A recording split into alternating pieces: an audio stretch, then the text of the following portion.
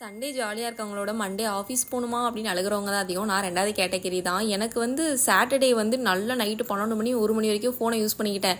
ஏன்னா அன்றைக்கி ஒரு நாள் தான் நல்லா யூஸ் பண்ணிக்க முடியும். அதனால் ஆஸ் யூஷுவல் சண்டே வந்து ரொம்ப லேட்டாக தான் எழுந்திரிச்சேன்.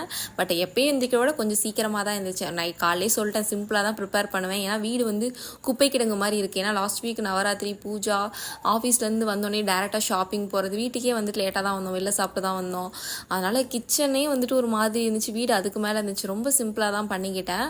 காலையிலே எழுந்திரிச்சோடனே ஹெட்செட்டை போட்டு பாட்டு போட்டுட்டு வீடு க்ளீன் பண்ண ஆரம்பிச்சிட்டேன். என் ஹஸ்பண்ட் அந்த சைடு ஹெட்செட் போட்டு க்ளீன் பண்ணிட்டு இருந்தாங்க. ஏன்னா அவங்க மாங்குயிலே பூங்குயிலேன்னு கேட்பாங்க. நான் டைலர் ஷிஃப்ட் கேட்பேன். எனக்கு என்ன பிடிக்குமோ அதானே கேட்க முடியும். அதனால் எங்கள் 2 பேத்துக்கும் சிங்க் ஆகாது. அதனால் நாங்கள் 2 பேரும் அட்ஜஸ்ட் பண்ணிப்போம். அப்புறம் பேக்லாம் வந்து புடவைக்கு ஏற்ற மாதிரி எடுத்து விதவிதமாக போட்டுட்டு போனோன்னா எல்லாத்துலேயும் ஒவ்வொன்று இருந்துச்சு. எல்லாத்தையும் எடுத்து வைக்கணும், இல்லை மண்டே வந்து தொலைவ முடியாதுன்னு ட்ரெஸ்ஸிங் டேபிள் பார்த்தா அது குப்பை தொட்டியோட கேவலமாக இருந்துச்சு. எனக்கு ஏதாவது ஆர்கனைஸ்டாக இருக்கும், இல்லைனா எனக்கு வந்து ஒரு மாதிரியாகவே இருந்துக்கிட்டு இருக்கும். எனக்கு அதுவே மைண்டில் ஓடிட்டு இருந்துச்சு. தொடச்சி வச்சு கண்ணாடிலாம் தொடச்சி எல்லாம் பார்க்குறப்ப தான் வந்து எனக்கு ஒரு மாதிரி நிம்மதியாக இருந்துச்சு.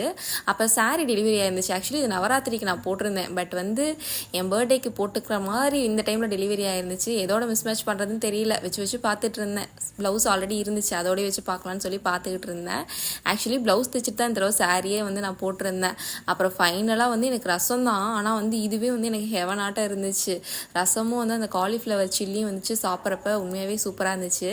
எனக்கு ஒரு மணி நேரம் நெட்ஃப்ளிக்ஸில் என்ன பார்க்கலான்னு யோசித்தேன். அதுக்கப்புறம் ஃபைனலாக வந்துட்டு ஒரு சீரிஸ் நியூவாக வந்திருக்கும் போல். ஆனால் இதுவே லேட்டு தான் நான் பார்க்குறது. ஒரு வழியாக அதை ஓப்பன் பண்ணி பார்க்க ஸ்டார்ட் பண்ணிட்டேன்.